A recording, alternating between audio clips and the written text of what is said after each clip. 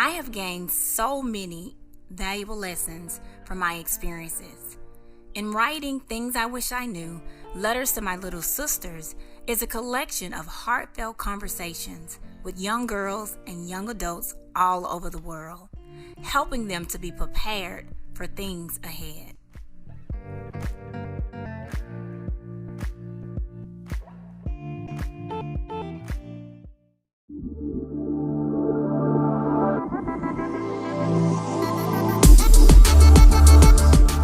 Welcome to Inspirational Talks with LaDonna Marie, a Planting Positive Seeds podcast.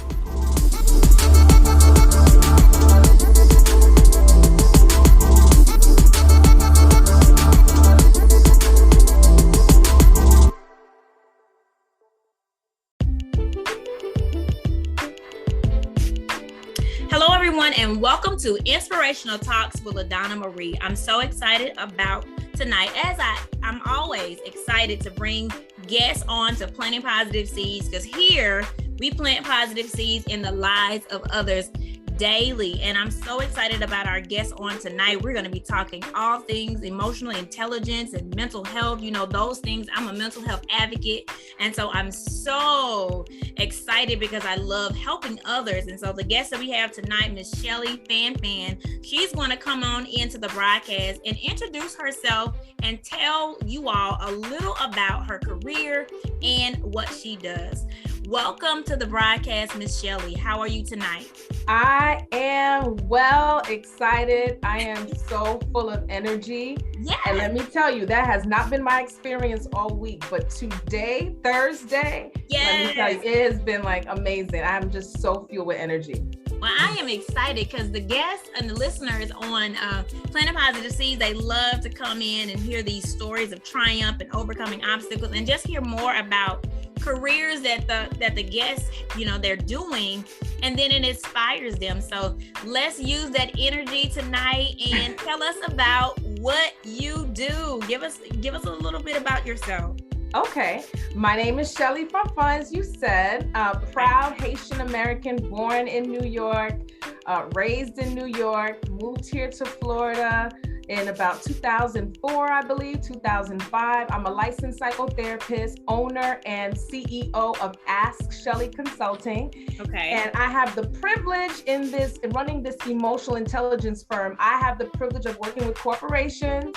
I provide the support of psychoeducation that causes business entities to just rise to the next level. Anytime you want a behavior, a human to respond in a certain way, when you need a human to behave in a certain way, you have to be emotionally intelligent. So I go to these corporations and I teach, how do you motivate your team? How do you keep them connected? How do you keep the communication great? How do you, motivate your workers to take the mission and the vision to the next level? And so that is what I do with corporations. I also provide individual counseling to those who have made the commitment to take their lives to the next level, those who don't want to just survive but want to thrive. Yes. And so I also work with married couples, providing marriage counseling and intimacy coaching that keeps them attached and bonded till death do them part. Yes. And I also have the privilege of hosting the Ask Schellie show, which comes on live. And basically what I do is talk about and highlight questions that people ask of me. And I do that because a lot of times when we are in situations, we think our situations are unique. Nobody will understand. Nobody has been through this. So I use those examples to bring in the emotional aspect of all of those challenges. So, I think my man is cheating on me, or how do I get this person to pay attention to me, or yes, how do I know that this is depression? And that's what I have the opportunity to do on the show. Personally, yes, I'm a mom of two. Okay. Love to eat, and cook. I'm extremely busy, so I have to refuel by spending time with my family. I love the beach. I love the sun. I love music, dancing. That's who I am personally, and I want to make sure that I always share that piece, because I'm nothing professionally if I'm not whole personally. Yes, and listen, you've already answered some of the other things that I was going to talk about, but let's just get back to this first part, because you wowed me, and I'm so intrigued because I love the part about psychoeducation, like giving people the education they need to know why the behaviors are the way that they are. I mean, I sit at my desk all day twirling my fingers saying, like, how can I explain this to them? Because my degrees are in social work and counseling. I have 2 masters in counseling, so I'm always watching behaviors, and I work as a learning specialist now. And so one of the things that me and my coworker were doing is helping them to, you know what I'm saying, like to identify different things that's going on in life. So you are like, I'm so excited.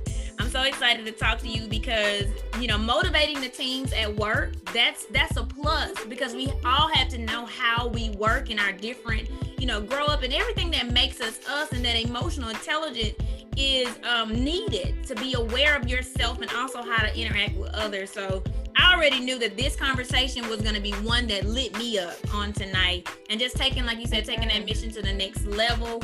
I'm here for the relationship advice. I'm a single mother of 2, you know, looking to get back into a relationship. So that was one of the things, you know, I wanted to talk to the listeners. They may be out there as well, wanting to learn and get the nuggets that you have about relationships. So, you know, we're going to make sure we give your information at the end so that they can connect with you if they need that counseling, and follow you on your live show, because we need to ask Schellie about these things in our life. But, you know, can you just tell me, and I love the fact of what you do, because normally you said, like, that's important, you have to be whole. I usually ask that to every one of my guests because we have to have something that we do to keep ourselves going. And so I'm glad that you already shared that, because we do have to have a fun side, we have to have a family side, and we have to connect because of everything that we do in business and our own businesses and stuff like that. So thank you for sharing that with the listeners, because I love that they gain different perspective from every one of my guests. So thank you again, Schellie. I'm gonna jump right into just asking you, what are some things that you've had to overcome, you know, in your life to get to this point, or some things that you've had to overcome? Because planting positive seeds, I want to build a momentum of people to know that they can. Like you said, sometimes people get stuck. Sometimes they think that their situation is the only situation. And so I want to illuminate and create an atmosphere that they hear things that you may have gone through, and then just tell them how you triumphed through it.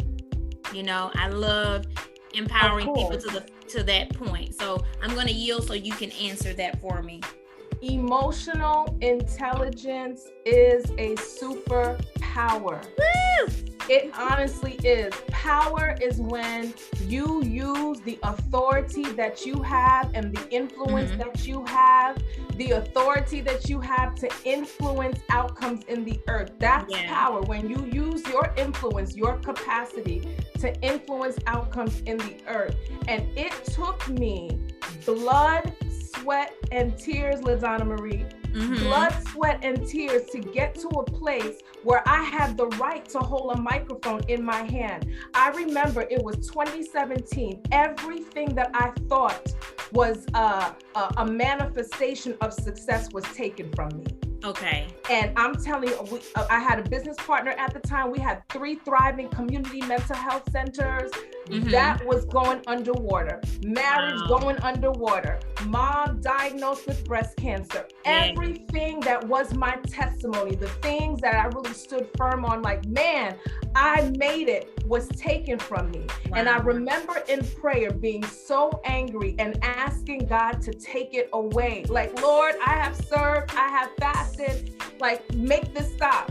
And it was in that time where I felt like I was asking for an abortion, because he needed me to go through those things in order for me to have the right to even sit right before you today and say, this works.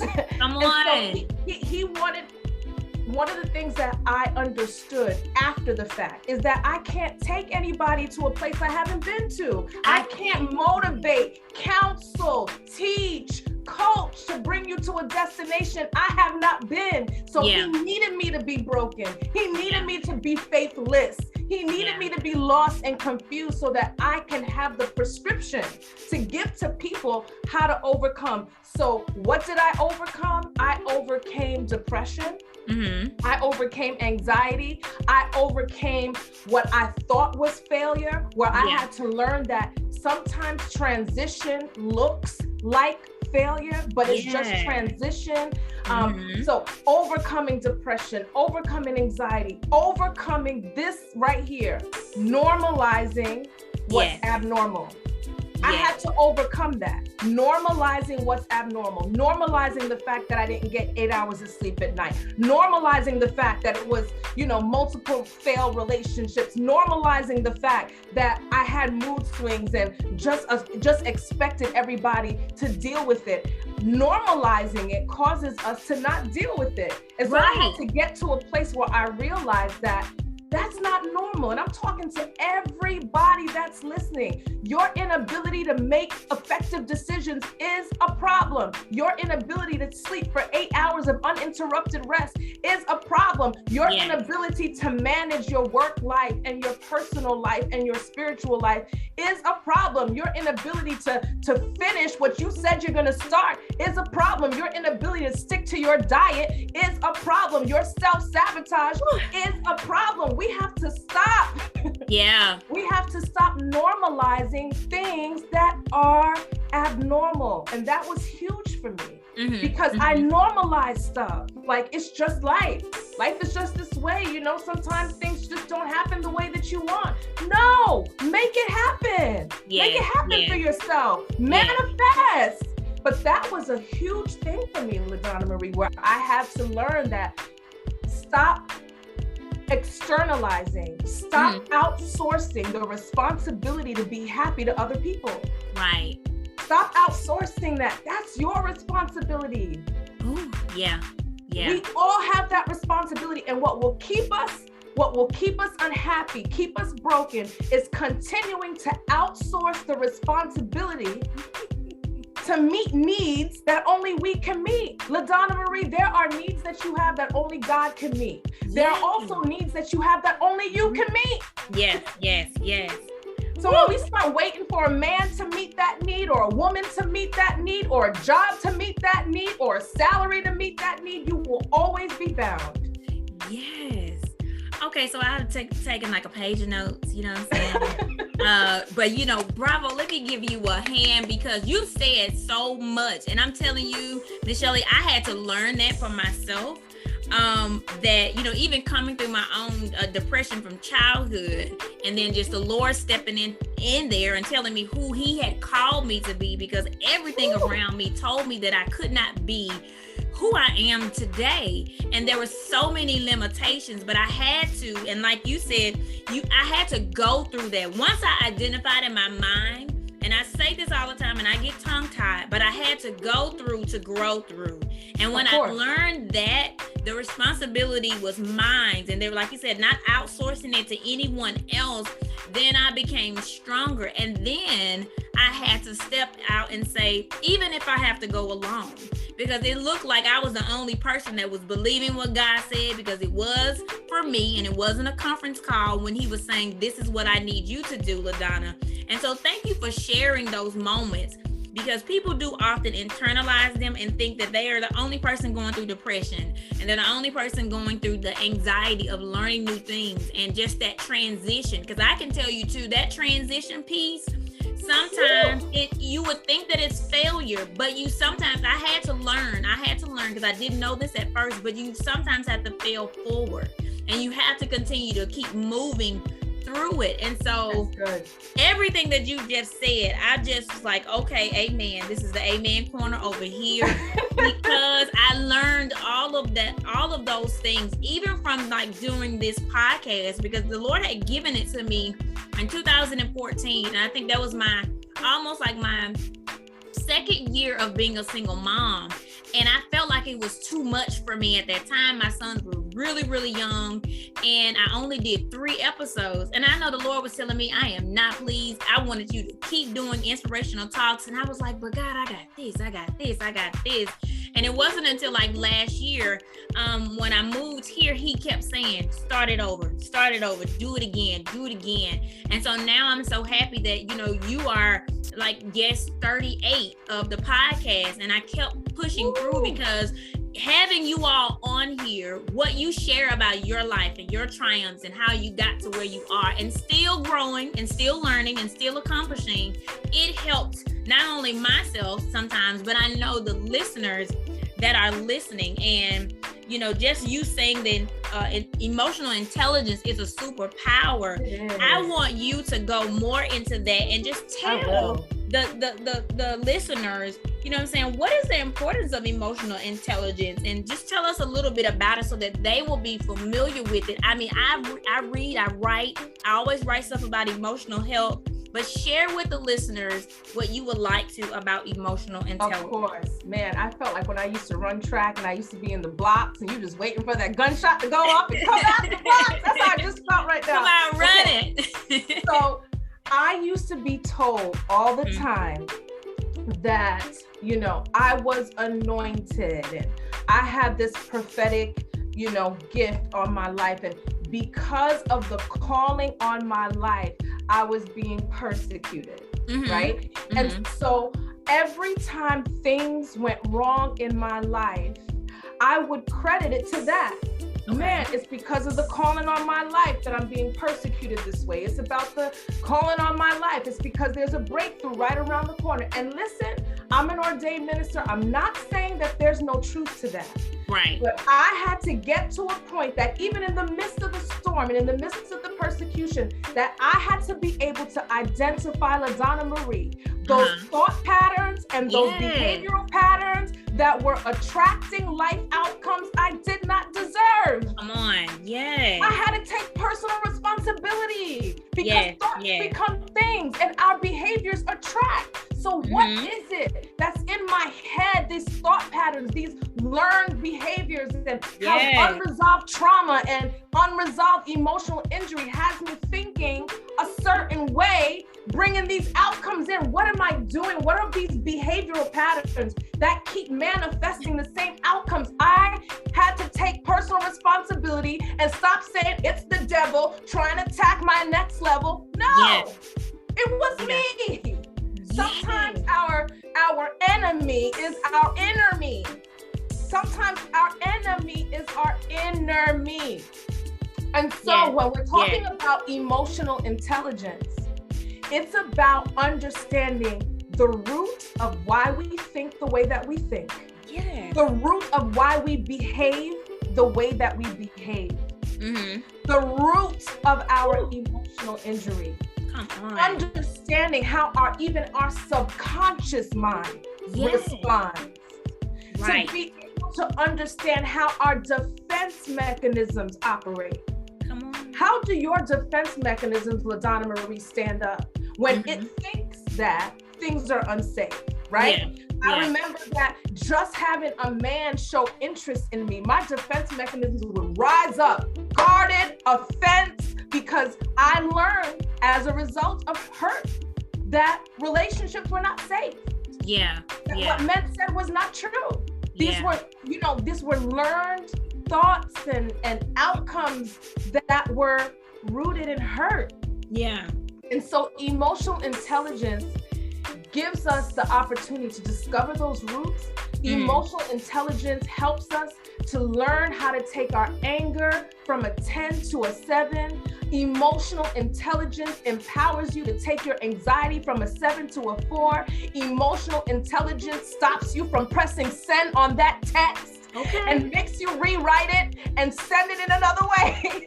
Emotional intelligence gives you the opportunity to be able to navigate through conflict and not be stuck in drama after drama. Emotional intelligence gives you the power to communicate effectively and listen effectively. All of these things we have to learn. Our breakthrough is on the other side of something we weren't taught. Right. I had to learn how to communicate. I had to learn how to submit. I had to learn how to listen. I had to learn how to care. When you prioritize the needs of someone else over your own, these are skills. We have to learn. We have to relearn. We have to unlearn. And so that's what emotional intelligence is about. And I am so excited about everything that you just said. It's just like, oh my goodness, because getting to the root. I say that all the time about unlearning behaviors, unlearning the behaviors that we learn. And I had to spend a lot of my childhood doing that because I guess just the way that other people saw things, I didn't see them that way. And I think that the Lord put maybe such uncomfortable with going along with all that was done. And so I love the fact that you said we got to get to the roots. Getting to the root of what's going on will help us to react and interact in a new mindset. And so that breakthrough, and I'm always talking about that. I have a workbook called Rebuilding Fragments because I'm a survivor of suicide. I attempted at the age of 14. And I asked the Lord, I said, can you help me to write this thing out so that I can journey other people through the process of whatever their situation may be. Yeah. And the whole identifying thing about that was unlearning behaviors, rewriting your story, having the courage to look at the root of it and not to just keep pacifying it and going over it. So you are speaking my language. So listeners out there, Miss Schellie is giving us so many amazing things. And she is talking about the practical things. Like she said, we have to take responsibility for who we are. Even if we've gone through some trauma and now that you're older and you're grown, you have to take responsibility for your behaviors, your thought patterns, your actions, and things that you do. Right. I had to learn the same exact thing. I could no longer point the finger and say, this is just how I was raised. I had to identify and change and learn some new positive things. I tell my children, and when I used to do therapy back in the day, I used to ask my students, like, what do you have in your toolbox? Like, what new things can we place in there so that you will unlearn that when situations come back around, you'll have a new tool to work with them. And so you are just lighting up the conversation on tonight. So since we've talked about emotional intelligence, and now I want to just ask you, about mental health, can you tell us what are some ways that people can improve their mental health? Well, first and foremost, it starts with awareness. Okay. And what happens, LaDonna Marie, is that we mistaken our ability to function as us being whole and healed, right? And so I have had people come to me and say, I don't really feel the need to talk about the molestation. I don't feel the need to talk about the rape. It's not something that interferes in my life. I'm a lawyer. I have this amazing practice, and I don't think it's anything that I need to go back to. And I always think like, well, if you're so healed from it and delivered from it, why not? What's the, you know what I mean? Like, yeah, what's the issue there that you are unable to talk about it? Yeah. And so it starts with being aware that there are things that need to be healed, things that need to be improved. Even if you do not meet any criteria for a mental illness, we still may have emotional issues that we need to be delivered from. Mental health issues, emotional issues. It could be just internal. Your self-critic, when people say I'm so hard on myself, there's healing for that. Yeah. Never thinking that you're good enough. There's healing for that. You start, you got 10 businesses that you started, ain't finished one. You have all these goals you can't complete, issues. You're still stalking his social media pages. You're still stalking her, social media pages.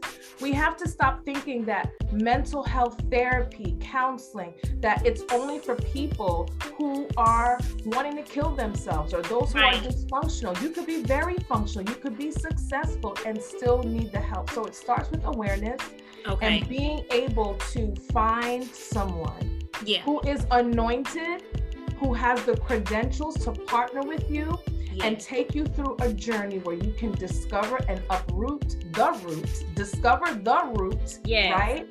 And get better so that you are thriving and you are whole. It's so important in relationships, because you talked about relationships at the beginning. Yes. That you're entering into that space whole, because relationships will expose your unresolved emotional injury.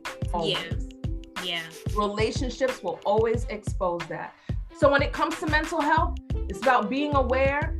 For those of you who are not aware and you're like, I don't know, I'm not sure, I think I'm good, I'm not sure. Ask 3 super honest people, those who ain't ever gonna lie to you. Right. And ask them this question: do you think I'm well? That's practical. Yeah. Go to 3 people that will never lie to you, those who hold you accountable, those who are super honest, brutally honest, and ask them that question: do you think I'm well?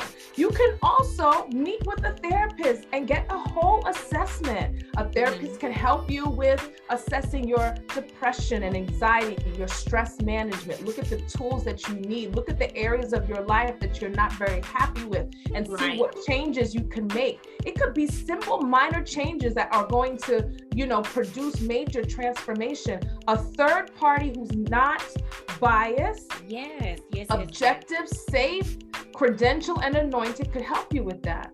And so even if you don't think you need it, you can go for a simple assessment and just hear from a third party about what their observations are at the end of those diagnostic assessments.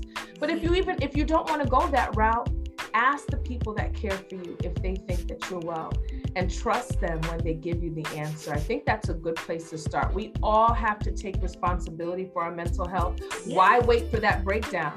Okay. Why wait for that moment where you can't wake up in the morning and it's like you haven't bathed in days and you're broken down and wounded and you don't believe in yourself and you're wondering what happened to life and life left you behind.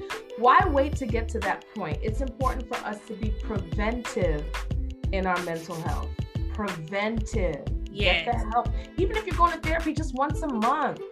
Oh my gosh, LaDonna Marie, just to have somebody just to release to. Let some layers off, right? Maybe once a month, twice a month. These are all ways to just assure that we are, operating in and on high levels of wellness. Yes, I am totally 100% behind you and backing everything that you say. I'm like, you speaking to the mental health cheerleader over here, because this is just like music to my ears, because I love when you said discover the root and uproot it. And the Lord gave me probably in 2015, the slogan for, my business and my books of what I do is to discover the champion in you.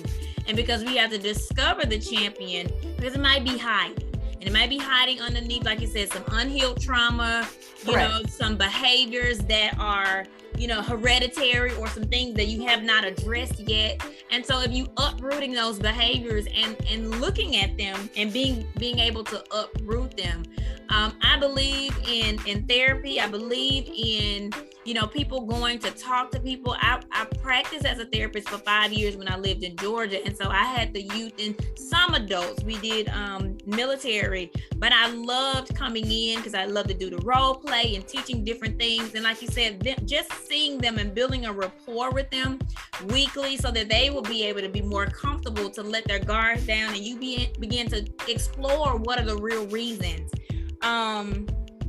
Stress management is a big part of like people's day. I remember because I'm always doing research. I'm a researcher, and I think I probably have countless different like little write-ups on my computer about emotional health and different things like that, because I try to add that into like my nonprofit that I do, Resilient Queens. I just did a conference, a summit called it was an encouragement summit, but we focused on things I wish I knew. And so I had some women to come in and help the young girls, but the mothers, most of the mothers came too, to help them with some things that we wish, we knew at a time, so we can kind of like help them not to go through those things, or if they, just needed some guidance. And it was really, really helpful because it inspired them to want to, to get help if anything came about, or to talk to someone if they were feeling, this type of way. Because like you said, sometimes the things just happen into the inner critic is what I wrote down, that inner critic that's talking to you about, oh, this is normal. This is just who you are. So we wanted to kind of give them a platform that they know that it's okay to ask if you have questions and different things like that. So, listeners, go and ask those 3 friends. Do you think I'm well? Be brave enough to ask your friends so that you can get some insight on the behaviors that you may not know that you engage in, but they may be able to see from the outside. And therapy is always a plus. So make sure that you reach out if you feel that you need someone. Another question that I wanted to ask, I just love having you on here to share your expertise. I wanted to talk about relationships and like what ways should people prepare before getting into a relationship. I know healing is a big component, because I always tell people it's not 50-50, it's 100-100. You need to come 100% healed and whole and knowing who you are. And a person shouldn't complete you, but they should complement you. But that's just, my little coffee, because I don't have no tea. But so I was like, what is your expert opinion about relationships, and what are some things people should do getting started? Absolutely. Well, first and foremost, you said it. You hit the nail on the head that healing is very, very important. Okay. We should come into relationships being an asset and not a liability. Yes. I have a friend of mine. She's amazing. She's also a therapist, a celebrity therapist, and her name is Janie Lacey. And she says this: we cannot cure what we did not create. Mm-hmm. So a lot of the times we're going into relationships thinking that I could help him with his abandonment issues, his jealousy issues, his whatever. Or I could help her with her brokenness, her woundedness, the fact that she can't get over her ex. No, we can't cure what we did not create, nor is it our responsibility. Do you want to be that to someone else? Do you want to be a liability to someone else? Because it can only bring someone else down if you do not heal from the things that have caused you injury. So that's important. I believe that there are certain stages, LaDonna Marie, that we all have the responsibility of completing. Right. So that we are developmentally stable when we go into a relationship. So let me say this super quick. I have a client who had a 7-year-old child who was diagnosed with autism at the age of 7. Okay. Now, in this day and age, that's unlikely. Usually, children are being diagnosed in the very, very early years and even in vitro. Now, while that's controversial, the point that I'm making is, man, he is 7 years old. Did no one ever said to you that there may be something wrong? And she told me, yes, there was. And she told me that there was a pediatrician who said to her one day that something was wrong because she went to the doctor's appointment. I'm getting somewhere. And she showed her videos of her son.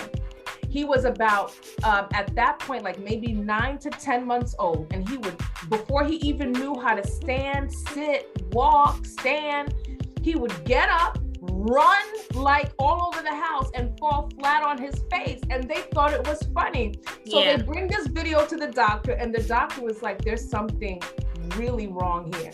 Yeah. And the doctor said, because he did not complete the fundamental foundational stages of his development, like sitting, standing, maintaining his balance, that this was evidence that he was developmentally challenged. Yeah. Many of us are in relationships that are developmentally challenged because we did not give ourselves the time to complete those crucial stages of relationship development. It starts with having an intimate relationship with your creator. Yes. That Bible is my manual. It tells me who I am, what I could do, who I could talk to, how I could talk to them. Come on now. Got one. That's our manual. Yes. How do you know you if you don't know who created you? Yes. So it starts with an intimate relationship with your creator. The next stage is having an intimate and fulfilling relationship with yourself. Some of us have not been able to master successful singlehood. Yes.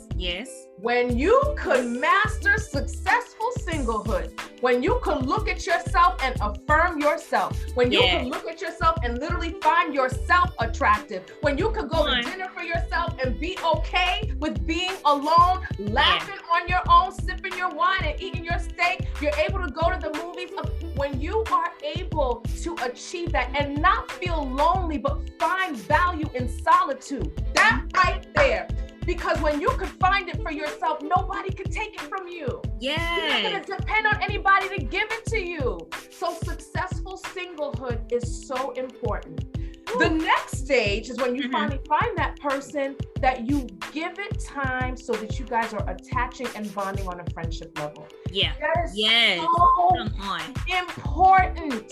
Because when you do that, when the love kind of fades or things that get a little rocky and your panties don't fit like they used to, when let's tell the truth. That friendship, that attachment, the ability to finish his sentences, that will always stand strong. And so being able to successfully achieve a friendship, attachment and bonding in that friendship stage. And then the next stage, LaDonna Marie, is finding purpose in your union. Yes. That together we answer this world problem. So when we're not as attractive and the conversation may be going through some changes and we're experiencing some developmental issues with our love, it's what love can't, when love is not enough, purpose will always be enough. Ooh, that is good. When love is not enough, purpose will always be enough, because you know that together we were purposed to do this thing in the earth. Yes, I'm writing that down. Before we say yes, before we say I do, it's important to find that purpose.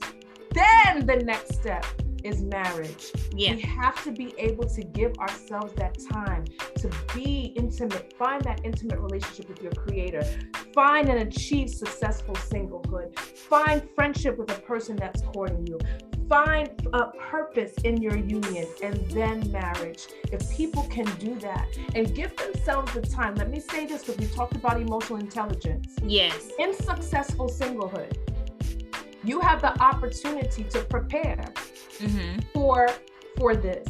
Yes. I tell women all the time, I'm sure there are things that you could work on right now. You may want to get more healthy. You may want to work on your credit. You may want to learn how to cook. You may want to learn how to invest. You learn how to communicate.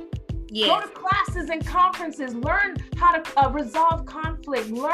Develop yourself. Develop yourself in that successful singlehood so you are ready when he finds you, because it's his job to find you, right? And so these are for men and for women. This is not just for women, it's for men too, that they are also challenged to go through the same relationship development stages to learn the skills. Every relationship needs good communication, trust, conflict resolution, Caring is when you are able to put the priorities of somebody else before your own in a healthy way. We got to learn these things. And so that's the steps that I think that everybody should take in order to have a successful marriage. Wow. These are awesome, and these are great practical steps. And I just want to pat myself on the back that I've been doing these things in the process. Go. Yes, I've been in that process, and I love it because just going back to the top of what you said about the developmental challenges and completing those different stages, and we have to, because you were a whole nother person before you came into this relationship, and then there are different things that you have to know about yourself and learn, because that's what make you up.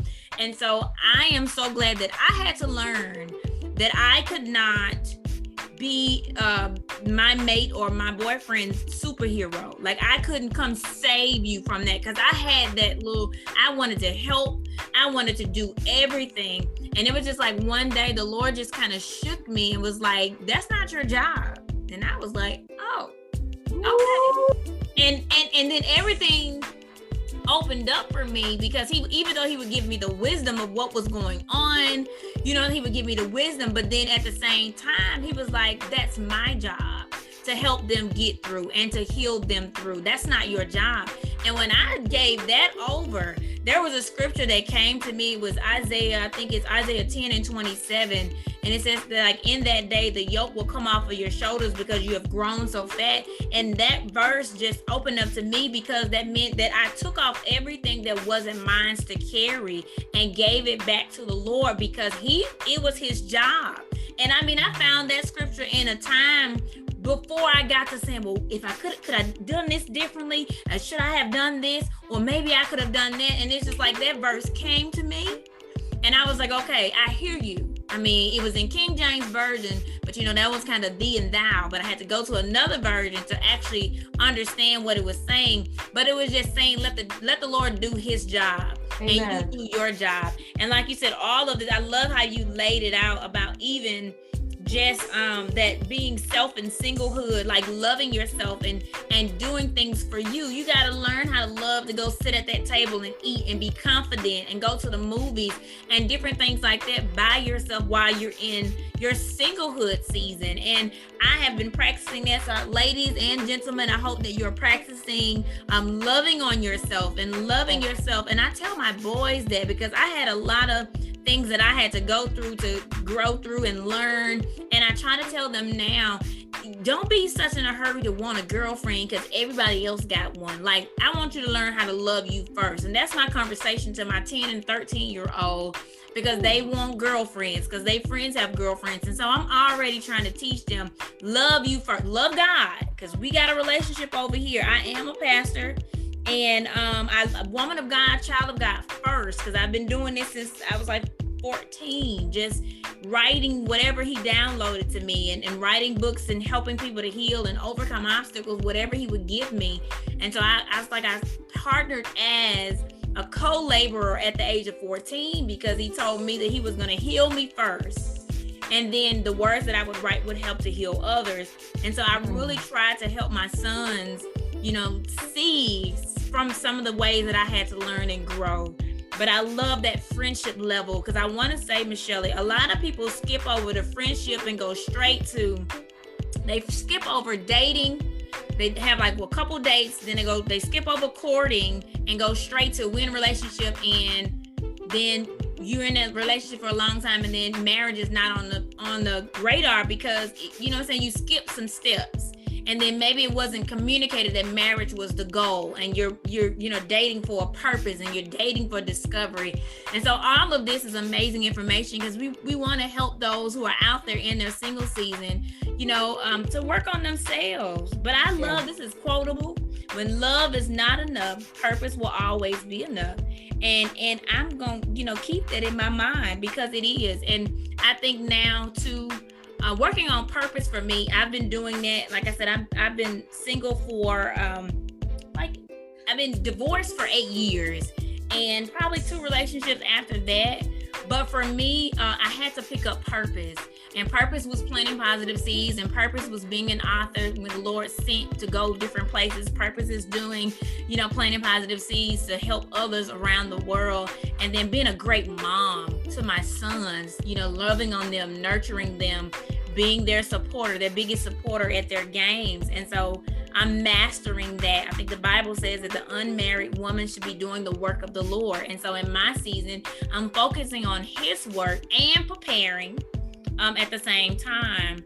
And so all of this is great. And marriage is the end goal, but that development and getting everything together. So I hope listeners, you all have your pen and pad, you're writing your notes, you're going to listen to this over again from the first time, and then so that you can hear all of these nuggets.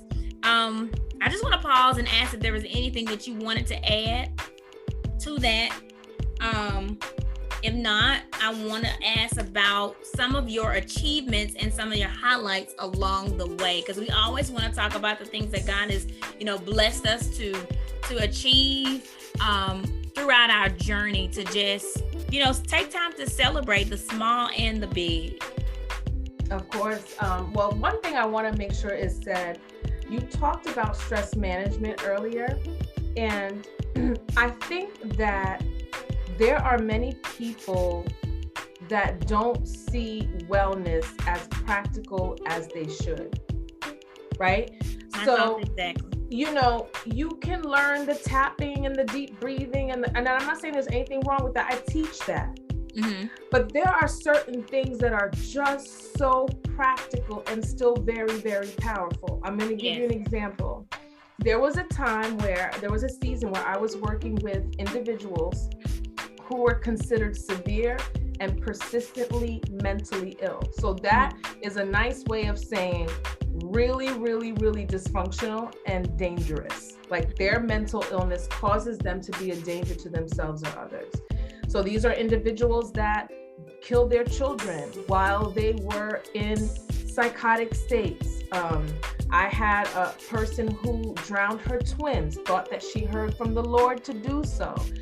Someone else that had a breakdown and she shot up a play date, and I think she ended up killing her child and then injuring her child's best friend. She was paralyzed from the neck down. I could go on and on. And people used to ask me all the time, how in the world do you do it? And I would leave a day's work, was supposed to be 8 hours, sometimes 10 to 12, depending on the emergencies. Yes. I would stop at a 7-Eleven. I would go into the bathroom, LaDonna Marie, change my clothes, wash my face, wash my hands, and go back into the car. And there was something about me doing that. Yeah. That made me feel like I was stepping out of one role and into mommy role, so that I could come home and not bring that stuff with me. Right. When I tell you my most successful clients do things that are so practical, I had the privilege of working with a very successful defense attorney here in the state of Florida, and he would color before his trials. Yeah. I have a woman, she is like a brain surgeon or something like that. When she comes home, she'll just iron. Iron pillowcases, sheets. There's something about ironing that causes her to decompress. Yeah. I have another client that will sit in the backyard before she does anything, before she starts cooking, before she starts getting into laundry and all that stuff. Remember that? Like literally blow bubbles. And that would cause her to decompress. We have to find what's practical enough for us to be able to maintain. If that's coloring, if that's music. Some of us come home and we go straight to the stove, or we come home and go straight to, we don't even take our shoes off, our heels off, we have to learn how to decompress, because stress kills, period. Yes. Stress kills. And so I just wanted to make sure that I talked about being very practical and seeing wellness in a more practical way. It doesn't take a lot. It just takes consistency. Yeah. And being intentional. I love that you said that. And I just want to interject that coloring is so therapeutic. I remember, I don't even know the year, but I worked at Goodwill a long time ago, and one of me and my she was a store manager, and I actually ran 2 of their sites. I was a program coordinator, but we worked with persons with disabilities. And one day we were both having a day. And we went in the office and we shut ourselves in there and we started coloring some Garfield. I mean, we were coloring, and we were laughing and we were smiling. And I had colored outside of the lines, and she was like, "You can?" I said, "Yes, because I can." You know, yes, I don't have to be. You know how you get it just right and stay. Yes, I'm coloring outside because it was so fun and so therapeutic. And I know probably recently she reached out to me about 2 or 3 weeks ago and she said, "I just miss you." She said, "Do you remember?" I said, "I already know what you're about to say." That day that we sat there, and it was just like it was only maybe about a 5-minute span because we both were like heads of our departments and we had to get back. But in that 5 minutes, we were able to decompress. And so I know how important it is. And then even for myself, when I get home, I take about 30 minutes to get out of work mode to come into mom mode. And even when I switch into, doing, podcaster, I have to give myself that time because I want to give it my all. Everything that I do, I want to do it unto God. And so I know how important what you're saying is. And like you said, it's just the practical things, because some people think that they have to do so, like this big, extravagant thing. For me, sometimes, even for writing, I tell people I will probably binge watch movies, because as a writer, I have a lot of thoughts going on in my mind. And even when I don't want to write, and I've met all my goals and everything, I would just take a moment and decompress and binge watch like a whole series of something, because that takes me off where I don't have to be writing or sharing the thoughts. I turn my brain off for a moment so that I can enjoy a good movie or just a show that will make me laugh. And laughter is so therapeutic as well. So thank you for sharing these practical tips, because I want people out there to learn how to like you said, deal with their stress, because stress sometimes will, it's just shocking to what people would do. And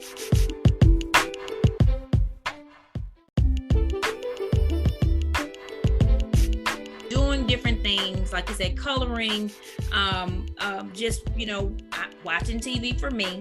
And I would love to go get a massage sometimes. That will help me as well. Yes, I love that. So thank you again for sharing that. At this moment, because we're coming to the end of the hour, I wanted to just ask you again. I don't know if you share something, a highlight, and then also tell others your final thoughts. You can give us your final thoughts for the listeners of Planting Positive Seeds.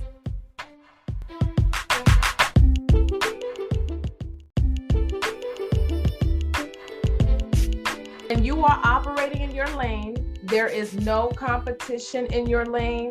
God will provide all the resources that you need operating in your lane. Your lane is your purpose. This is where your abilities, your skills, your talents all find a home. And when you're in your lane, it doesn't matter how saturated the industry is, nobody will do it like you. And this is why I'm saying that, is because when I realized that there was no competition in my lane, that all I had to do is operate in the fullness of who I was, there were opportunities that opened that I would have never, ever, ever thought would land in my lap. There were things that I never even saw myself doing. In Ephesians 3 verses 19 and 20, we're reminded that God desires to bless us beyond what we could ever imagine or think. I just wanted to help people, and I would serve people even when it wasn't financially feasible. Just continue to serve my gift. It's important to serve you to the world. There's this saying, I don't even know how it goes. We don't owe people but to love them, whatever it is. No, you owe me you. LaDonna Marie, you owe me this. Yeah. You owe me those books. You owe the world you. And so when you start to serve the world you, there are doors of opportunity that will open. I was asked to co-collaborate on a book. Mm-hmm. And so that was my first book. Now, I had always thought that I wanted to write books, but never really started. And so when I co-collaborated on this book project, struggling to keep the vows, you could purchase it on my website. I remember that it was like, I realized just how not only fulfilling, but just how much easier than I thought it was. I just thought it was like some big task. And when I did, I'm like, oh my gosh, I could do this. Yes. I am fully capable. You know, in me operating in my lane and just doing me how God did me, created me, and being comfortable with it. I had a production company follow me for months, never knew they were following me, and casted me for a reality TV show. I can't say much else, but just crazy stuff. Like, what? Television, Lord, I've never asked you for that, Lord. Never asked for that. I'm telling you, get comfortable with being all that God called you to be. The heavens will open over you. Trust that. You just got to buy into it and know there is no competition in your lane. I embrace other therapists. I embrace other transformational coaches. I embrace other motivational speakers. They just don't do it like me. And that's okay. Yeah. That's okay. My anointing is different, and I respect the anointing on their life, period. Yes. So when you talk about accomplishments, the book and the television opportunity, there's another opportunity, another reality TV opportunity. And I just want to make sure that as God opens this door, that I can continue to carry the light of Christ, because we have to take our position in these arenas. Yes. God called us to take dominion, and it's not only take dominion in the church arena. We got to do it in the political arena, sports arena, entertainment arena. I could go on and on. Education. That's what dominion is all about. Yeah. Well, I am so excited for you with everything that you have achieved and accomplished. This is amazing, and just starting and knowing that you can do it. You know, you can do all things through Christ who strengthens you.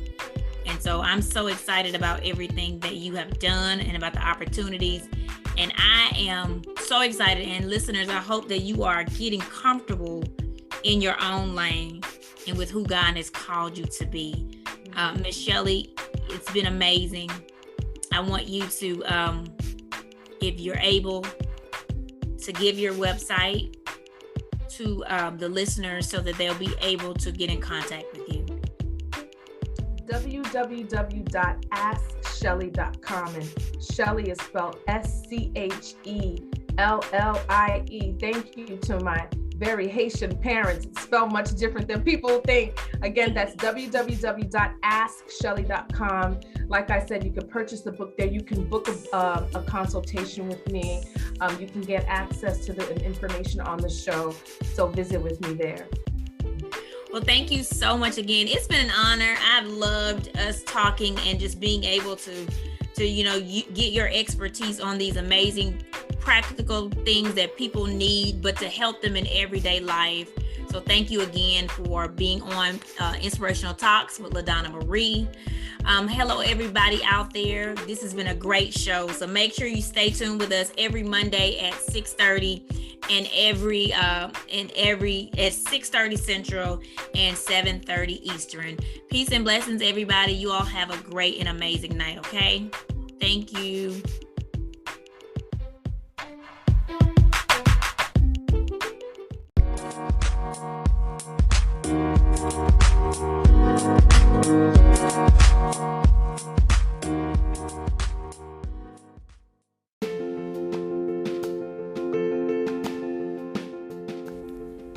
Hey everybody, it's LaDonna Marie, internationally multi-award-winning author, speaker, and personal development life coach of LaDonna Marie Books, where my mission is to discover the champion in you through healing and changing the narrative in your life, one book at a time. You can shop and find out more information at www.ladonnamarie.org and check out the shop page.